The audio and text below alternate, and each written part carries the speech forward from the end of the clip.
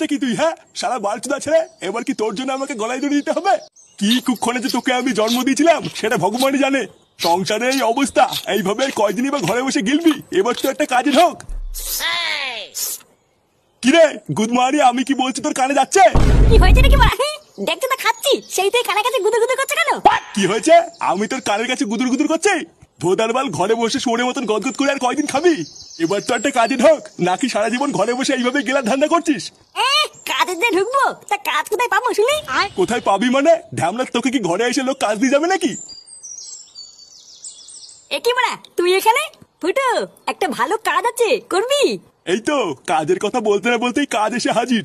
তা কি বালের কাজ আছে শুনি? আরে হেভি কাজ, শুধু দোকানের সামনে দাঁড়িয়ে দাঁড়িয়ে খরিদ্দার ডাকতে হবে।